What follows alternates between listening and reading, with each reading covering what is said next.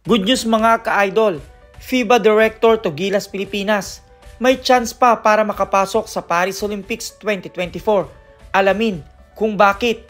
Yan nga ang ilan sa mga pag-uusapan natin sa video sa ito mga ka-idol. Ngayon nga mga ka-idol, mas pinatitindi ang bawat harapan sa FIBA World Cup at nalalapit na rin nating makilala kung sino-sino nga bang mga team ang talagang malalakas at maghaharap-harap sa quarterfinals at pagdating din sa finals. Sa ngayon nga mga ka-idol, base sa ating nakalap na impormasyon, ilan sa mga malalakas na team ay pasok na sa quarterfinals at yan nga kinabibilangan ng Team USA, Lithuania at Germany, gayon din naman ang Slovenia. Kung titingnan nga natin mga ka-idol ang standing natin sa Group M, tayo ay 0-4. Sa nakaraang second round mga ka-idol ay tila napakaraming team ang na-upset. Katulad na nga lang mga ka-idol ng Canada na nung first round ngay wala silang talo at ngayon ngay natalo sila ng Brazil mga ka-idol. Isang malaking karangalan ito sa Brazil dahil tinalo nga nila ang isa sa malakas na team ngayong FIBA World Cup.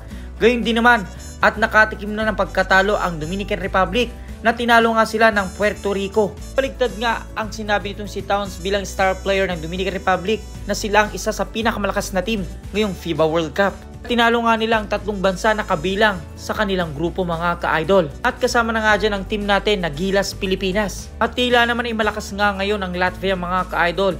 Noong una ay tinalo nila ang isa sa pinakamalakas na team na France sa FIBA World Cup. Ngayon naman ay tinalo nila ang world number 1 defending champion sa FIBA World Cup mga ka-idol na Spain sa score na 74-69.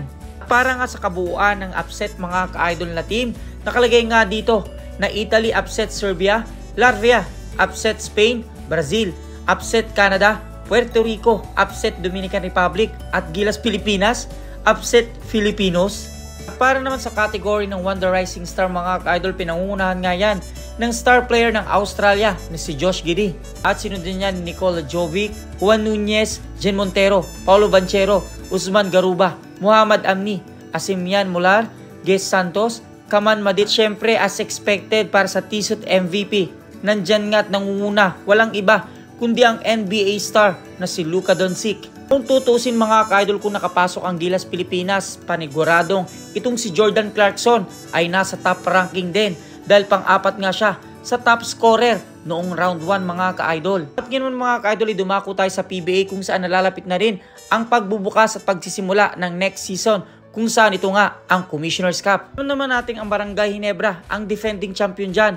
Ngunit sa pagkakataong ito, tila mahihirapan nga ang Barangay Ginebra katulad ng nangyari sa Governor's Cup at tinalo nga sila ng TNT dahil ang kanilang imports ay si Ronday Hollis Jefferson. Muli ay magbabalik nga itong si Jefferson bilang import ng TNT. Kasi nga sa ating nakalap na impormasyon mga ka-idol, sabi rito, Justin Brownlee, Ronday Hollis Jefferson take their budding rivalry to the PBA Commissioner's Cup where they are set to banner a new campaign of TNT and Barangay Ginebra. At ito ngay magsisimula na mga ka-idol sa October 15. Ngayon ngay silang dalawa pa lamang ang nakikilala nating old face ng imports ng TNT at Barangay Ginebra. Ngunit sa kabilang banda ay pinakilala na rin ang imports ng Magnolia Hotshots at yan nga ay former Dallas Maverick na si Tyler Bay.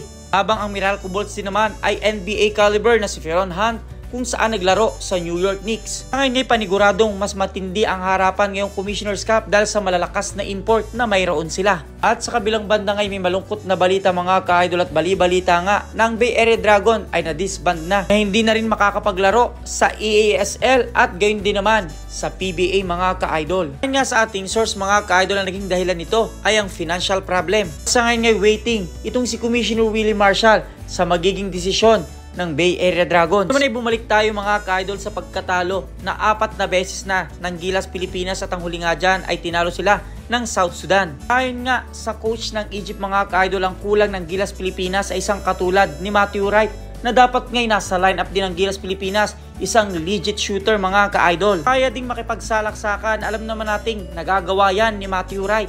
At patuloy na pagkatalo nga ng Gilas Pilipinas, talagang itong si Coach Reyes ay inuulan ng bash mga ka-idol at talagang pinagre-resign na siya ng sambayanang Pilipino. Tumingi na rin talaga ng paumanhin itong si Coach Reyes sa sambayanang Pilipino. Gayon din naman kay MVP. Nasabi nga rito, Chot, takes full responsibility for Gilas' hopeful World Cup campaign. Kabilangan ng napakaraming bashers nito si Coach Reyes, sabi niya rito, with regards to my personal future, that really is in the hands of the federation. But for me, myself, you all know that I've already retired and left this job several times. Nasabi nga niya, we're playing for the plug and country. We're doing this as our way to serve the country. But basically, I need to remind them that it's more than just about the ball game or just a win. But it's something larger. Hopefully, ending on a winning note, leaving a lasting impression. Sa ngayon nga'y sigaw ng sambayan ng Pilipino, itong si Coach Tim Cone ang ipalit kay Coach Reyes. Ngunit tila itong si Coach Tim Cone na hindi nga interesado mga ka-idol dahil siya'y sumusuporta at naniniwala kay Coach Reyes. Sabi nga ni Coach Tim Cone na tila nga nagpapahiwatig na ayaw niya maging head coach ng Gilas Pilipinas. If Coach Reyes goes, I go. Dagdag pa niya, I'm here to serve at Coach Reyes' pleasure. I'm only here to support him because I believe in him. Kung matatandaan nga mga ka-idol, sabi rito, Cone had previously served as the coach for Team Philippines in 1998 and during 2019 Southeast Asian Games, during which they achieved victory and secured the gold mga ka-idol. Kung kaya't hindi nga maiiwasang napakaraming netizen ang gustong maibalik itong si Coach Tim Cone bilang head coach ng Gilas Pilipinas. Ngayon napakaraming Pilipino ang nawalan ng pag-asa dahil hindi nga tayo nakapasok sa FIBA World Cup at sunod-sunod na rin ating pagkatalo at hindi na rin natin nakuha ang automatic slot para sa darating na Olympics Paris 2024. Walang man tayo ng pag-asa dahil nga sunod-sunod ng pagkatalo at hindi rin tayo nakapasok sa FIBA World Cup. Ngunit tila nagkaroon naman ng pag-asa at base yan sa interview sa event director na sa David Crocker ng FIBA World Cup na sinasabi nga, Gilas has 3 routes to Paris Olympic qualification, winning all classification round games, ranking highest in the quotient system if Asian teams tie, or winning the 2024 FIBA Olympic Qualifying Tournament or FOQT. Yan nga mga ka-idol ay nakabase rin sa total score ng Gilas Pilipinas ngayong FIBA World Cup. Alam naman nating hindi natatambakan ng Gilas Pilipinas. Halos kakaunti nga lamang ang lamang mga ka-idol. At sa huling pagkakataon nga mga ka-idol, kailangang matalo ng Gilas Pilipinas ang China. Dahil alam nyo ba mga ka-idol, nung nangyayari nga noong 2019 World Cup, China lang ang nanalo sa Asian team. Pero dahil mas maganda ang quotient points ng Iran, kahit wala silang panalo, sila ang nakapasok sa Olympics. Na pwede ngang mangyari ito sa Gilas Pilipinas sa ilang kondisyon mga ka-idol. Nasabi nga sa ating source, despite of 0 record and lost chance in qualifying outright for the 2024 Paris Olympic, the Philippine team remains in a must-win situation for its final game in the Global Hoops Tilt. There's no time wallow in despair. Gilas need to muster enough energy and be at its best against China in their crucial classification round battle. Here are the 3 reasons this matchup is still matter. First, a loss to China means the Philippines will not qualify for the upcoming FIBA Olympic qualifying tournament. What Gilas want is to have a good enough ranking in the FIBA World Cup to make it to the FOQT. The target is at least 27th place. Coach Reyes and his wards have one last chance to make that possible when they face the Team Dragon. Second mga ka-idol, the matchup against China is an opportunity to gauge the Philippines' current standing in Asian basketball.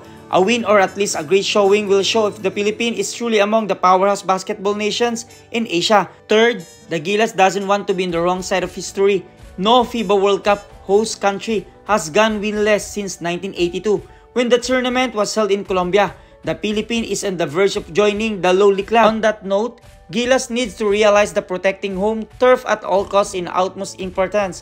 Who knows, a victory for the boys in blue and white might mean something bigger than basketball for all the Filipino people. Kung kahit wag na kayong malungkot mga ka-idol at malamang may chance pa tayo makapasok sa Olympics 2024. Dahil maganda pa rin naman talagang ipinapakita ng mga player natin. Kahit tayo natatalo, hindi tayo natatambakan. At sa pagkakataong ito ay kailangan natin ng suporta ng bawat isa. At wag na muna nating i-bash itong si Coach Reyes. Mas kailangan niya ng suporta ng sambayan ng Filipino mga ka-idol. Dahil hindi lamang Gilas Pilipinas ang nakasalalay dito. Gayon din naman ang ating history na sabi nga ay mabibreak natin ng record na winless sa ating home court. Ayaw nating mangyari ang lahat mga ka-idol. Kung kayong tatanungin ko mga ka-idol, saan nga kaya may malaking problema ang Gilas Pilipinas sa ngayon? Sa coaching style nga ba ni Coach Reyes o sa ibang player? Kung may masagutan, suggestion, question, advice, just comment down below mga ka-idol. At maraming salamat sa inyong panonood.